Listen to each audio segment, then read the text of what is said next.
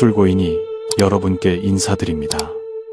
예로부터 지금까지 부처님께 향을 피우고 절을 올리는 것을 좋아하는 사람들이 많습니다. 절에 가는 사람도 있고 집안에 불단을 차려놓고 향을 피우며 기도하는 사람도 있는데 이들은 이러한 행동을 통해 복을 쌓기를 바랍니다. 세상 사람들이 도울 수 없는 어려움에 처했을 때 그들은 신과 부처님의 가호를 빕니다. 하지만 평생 향을 피워도 복을 받지 못하는 사람이 있습니다.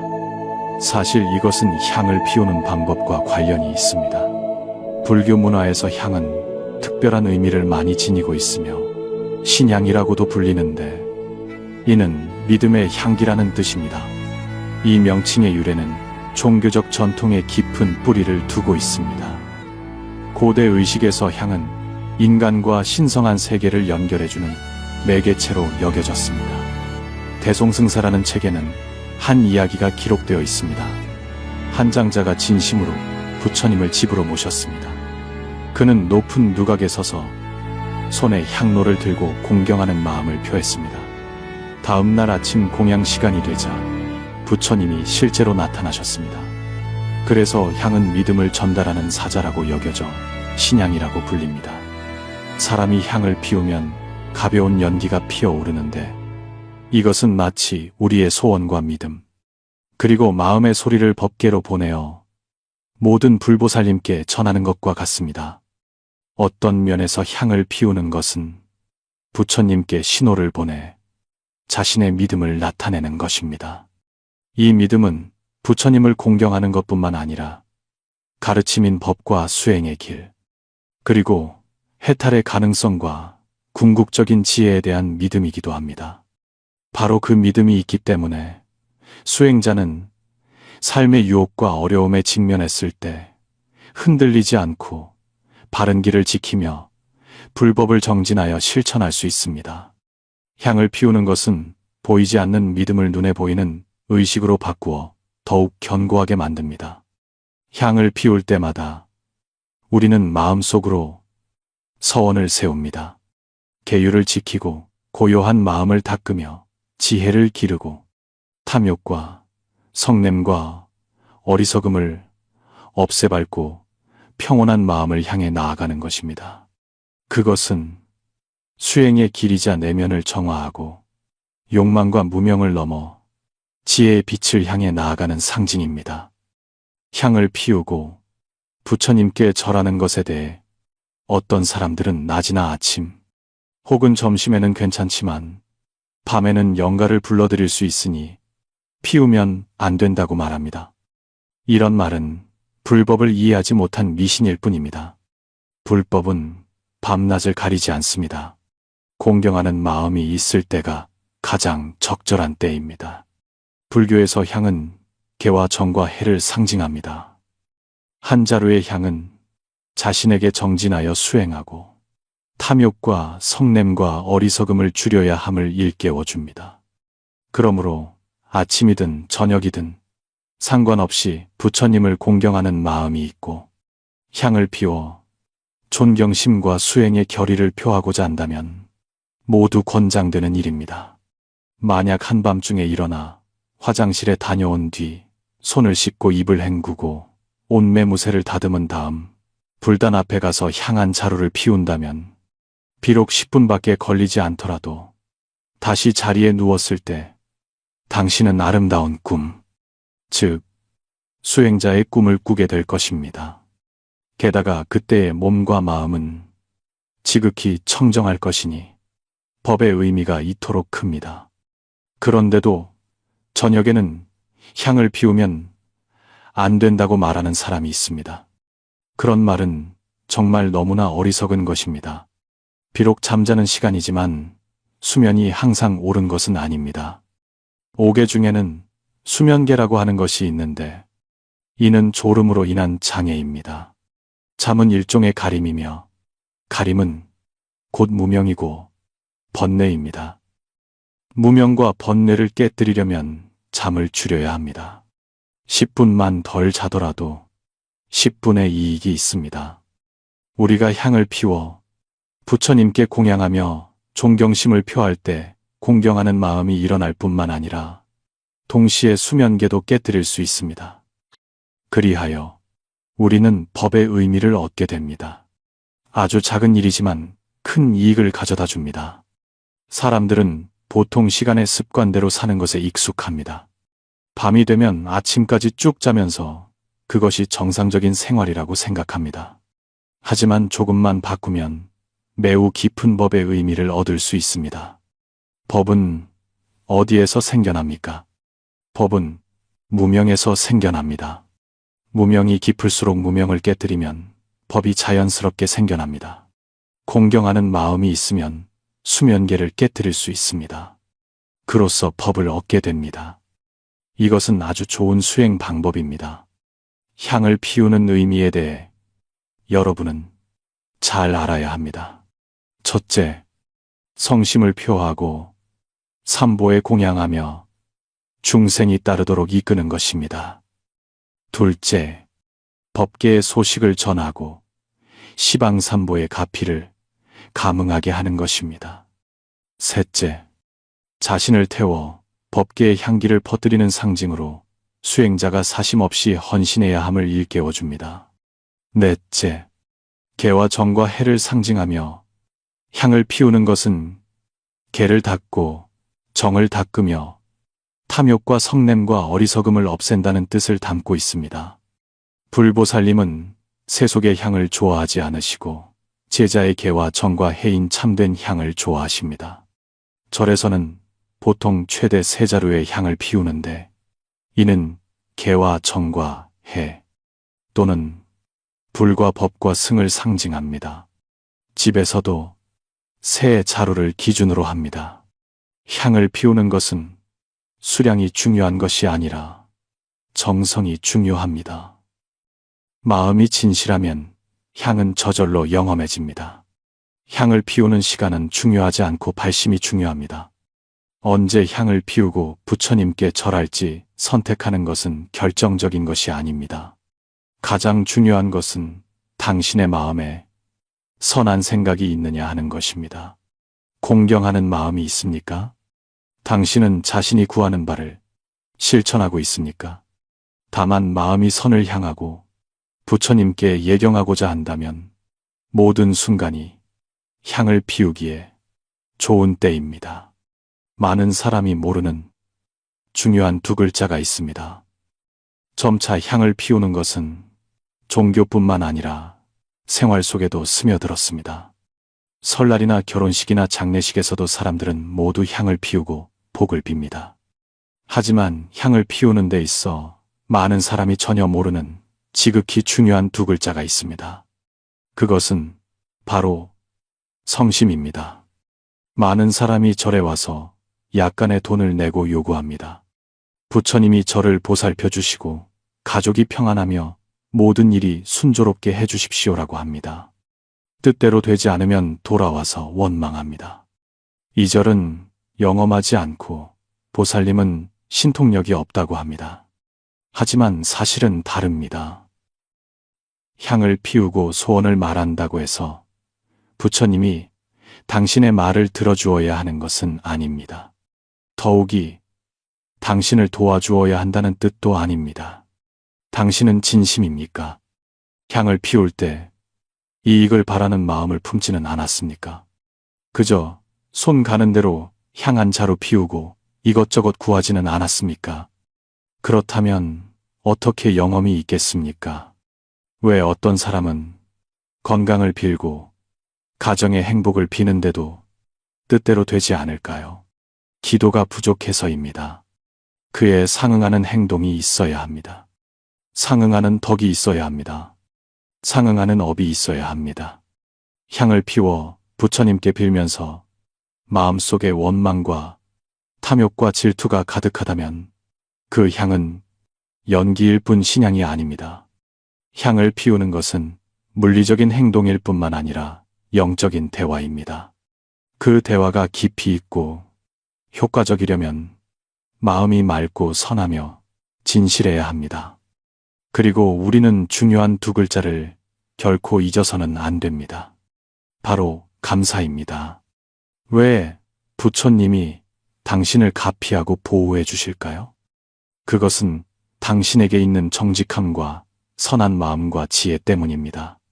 그리고 당신이 계속 정진하여 수행하고 선을 행하며 덕을 쌓고 많은 사람이 자비심을 일으키며 집착과 교만을 줄이도록 돕기를 바라기 때문입니다.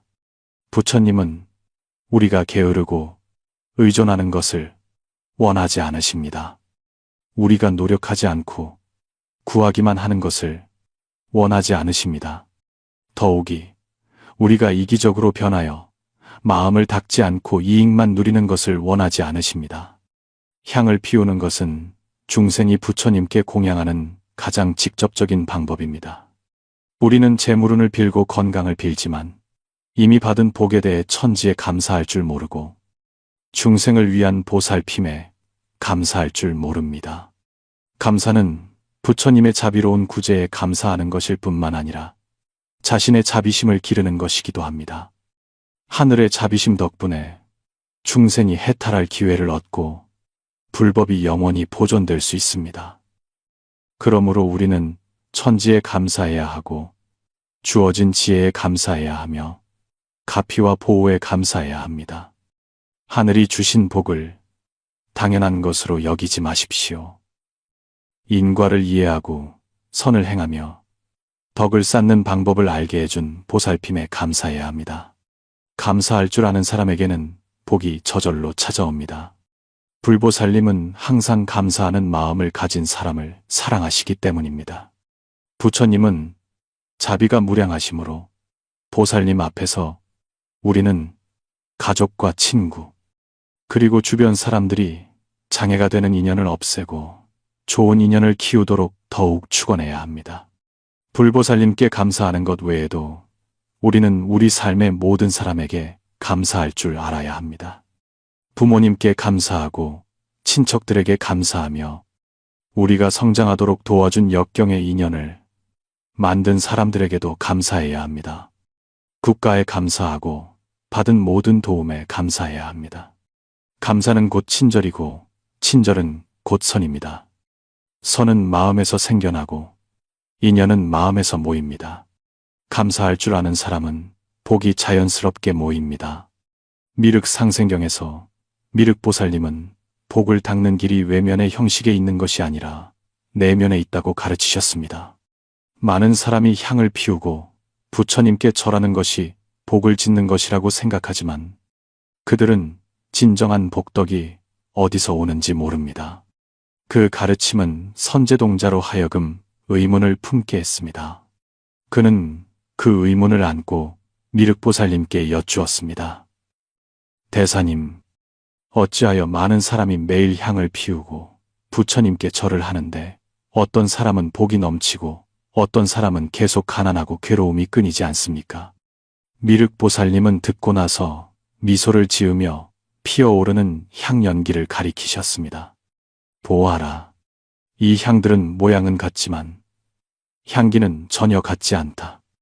사람의 마음도 이와 같아서 마음가짐이 다르면 복도 자연히 다르다. 이 말은 간단하지만 깊은 지혜가 담겨 있습니다. 선제동자는 생각에 잠겼지만 아직 완전히 이해하지 못했습니다. 미륵보살님은 서둘러 설명하지 않고 그에게 이야기를 하나 들려주셨습니다. 현덕이라는 상인에 대한 이야기인데 덕명은 인자한 마음을 가진 상인이었습니다. 그는 사업이 번창했지만 결코 인색하지 않았고 가난한 사람들과 어려움에 부닥친 가족들을 자주 도왔습니다. 어느 날 덕명은 몇몇 선원과 함께 상품을 가득 싣고 장사를 하러 바다로 나갔습니다. 그러나 도중에 날씨가 갑자기 변했습니다. 먹구름이 몰려오고 천둥 번개가 치며 거대한 파도가 덮쳤습니다. 배가 심하게 흔들리기 시작했습니다. 선원들은 공포에 질렸습니다. 어떤 사람은 재산을 꽉 껴안고 모든 것을 잃을까봐 두려워했습니다. 어떤 사람은 다른 사람의 안위는 아랑곳하지 않고 구명도구를 서로 차지하려고 했습니다. 그 와중에 덕명은 침착하게 지휘하며 모두가 폭풍 후에 대처할 수 있도록 도왔습니다. 배 안의 분위기는 혼란과 절망으로 가득 찼습니다. 배가 폭풍에 산산조각이 날 것 같아 사람들의 마음은 더욱 무거워졌습니다. 바로 그때 덕명은 선실 구석을 주목했습니다. 나이가 많고 힘이 약해 안전한 곳으로 빨리 대피하지 못한 노인이 있었습니다. 그의 얼굴은 창백했고 눈은 두려움으로 가득 찼으며 폭풍 속에서 어찌해야 할지 전혀 모르는 기색이었습니다. 선원들이 당황하는 사이 아무도 위험에 처한 노인을 보지 못했습니다. 오직 덕명만이 주저하지 않았습니다. 그는 즉시 달려가 노인을 일으켜 세우고 배에서 가장 안전한 곳으로 부축해 갔습니다. 하지만 폭풍은 갈수록 거세졌습니다.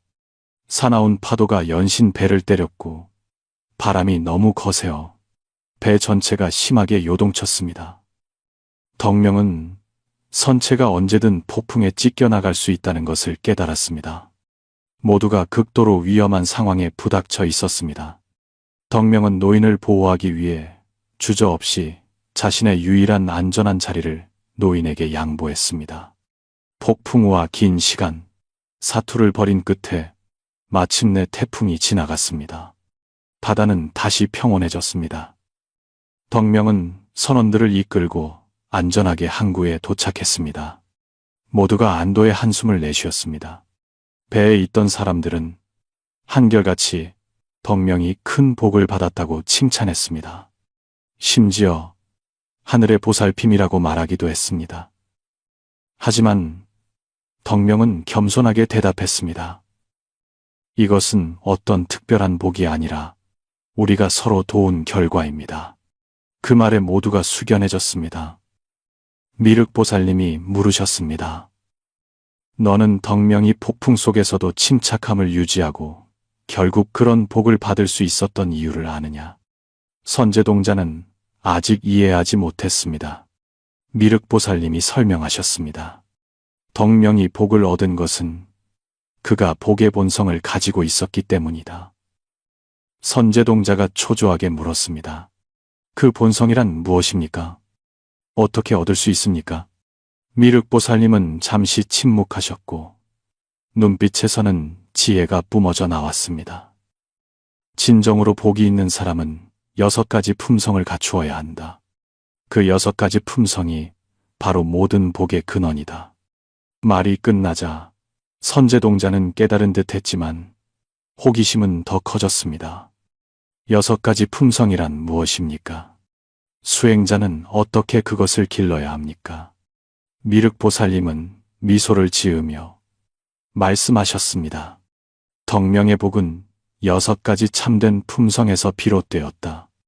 이 품성들은 복덕을 만들 뿐만 아니라 지속적인 안락과 지혜를 가져다 준다. 선제는 눈을 크게 뜨고 기대로 가득 찼습니다.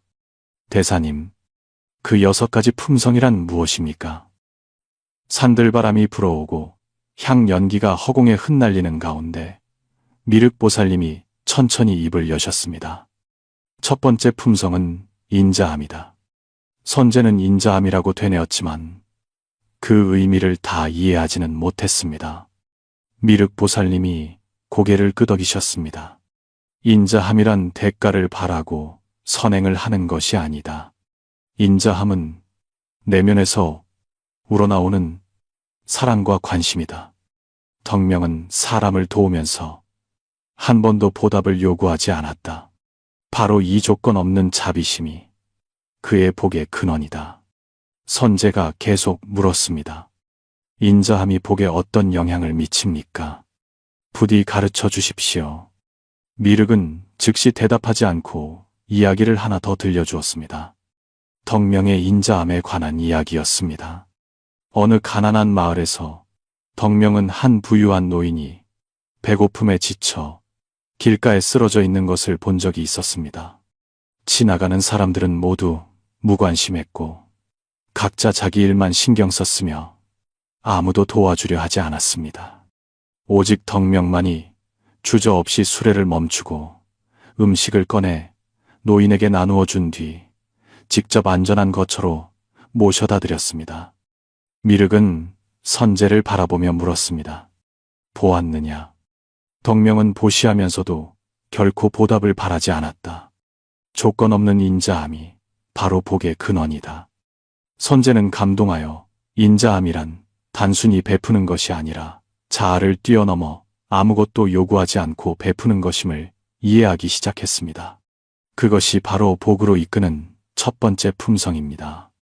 미륵보살님은 멈추지 않고 두 번째 품성에 대해 계속 설법하셨습니다. 두 번째 품성은 관용이다. 관용이라고 선제동자는 되뇌었지만 마음 속에는 여전히 의문이 가득했습니다. 그렇다. 관용은 힘이다. 미륵보살님이 말씀하셨습니다. 그것은 갈등을 해소하고 상처를 치유한다. 그분의 목소리는 부드러웠지만 큰 에너지를 담고 있었습니다. 관용은 나약함이 아니다. 관용적인 사람은 원한을 놓아버릴 줄 알고 마지막 결과에 집착하지 않는 사람이다. 진정으로 강한 사람만이 관용의 진리를 이해할 수 있다. 선제의 마음이 문득 밝아졌고 그는 관용이 단지 참는 것이 아니라 집착을 내려놓아 내면의 평안과 화목을 가져오는 것임을 깨달았습니다. 그것은 지혜의 표현이며 바로 그 지혜가 복을 가져오는 것입니다. 선제가 조급하게 물었습니다. 대사님, 다음 품성은 무엇입니까? 복의 근원에는 또 무엇이 숨겨져 있습니까? 미륵보살님은 미소를 지으며 천천히 대답하셨습니다.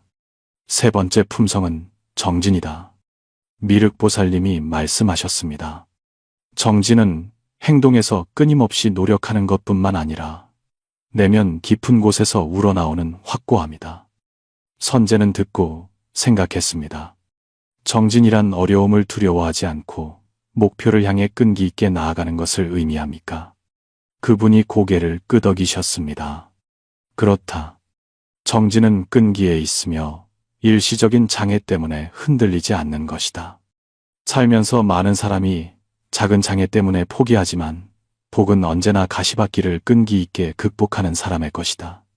정진은 아주 빨리 달리는 것이 아니라 맑은 마음을 유지하며 한 걸음 한 걸음 확실하게 내딛는 것이다. 바로 그 끈기가 사람들이 복덕을 쌓고 원만함을 얻도록 돕는다.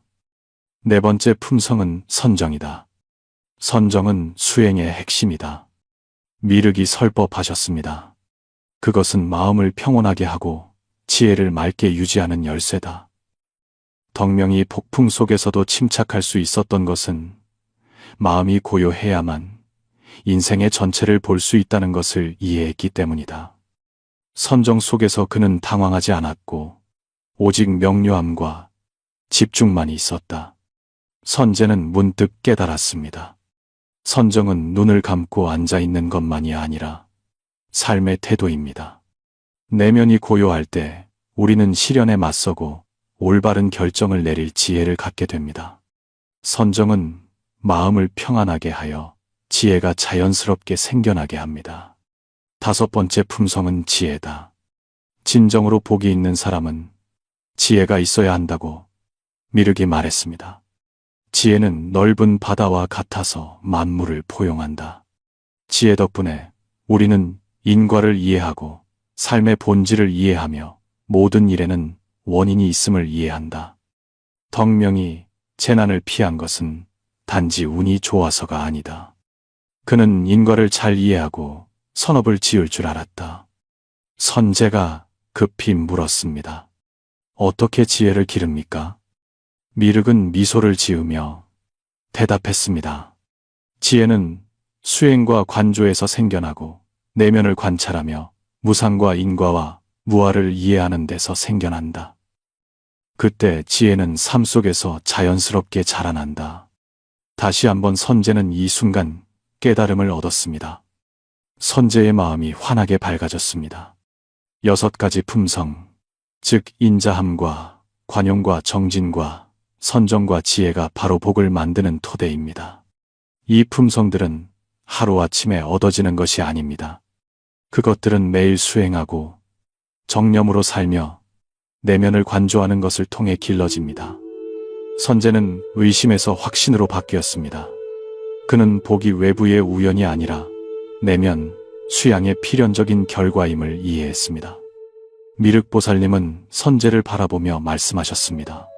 기억해라. 진정한 복은 향, 연기나 예배에서 오는 것이 아니라 품행과 내면의 수양에서 오는 것이다. 말씀이 끝나자 선재는 공손히 고개를 숙였습니다.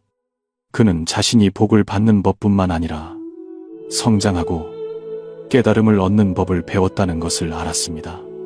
좋은 인연이다. 끝까지 시청해주셔서 감사합니다. 이 영상이 여러분을 더욱 밝게 하는 데 도움이 되었다면 좋아요를 누르고 복은 마음에서 생긴다라는 댓글을 남겨주십시오. 여러분이 매일 정진하여 복이 불어나고 마음이 밝아지며 지혜가 열리고 삶이 편안하기를 기원합니다. 아직 채널을 구독하지 않으셨다면 오른쪽 버튼을 눌러 더 깊이 연결될 수 있습니다. 인연에 따라 선한 지식을 나누면 공덕이 무량할 것입니다.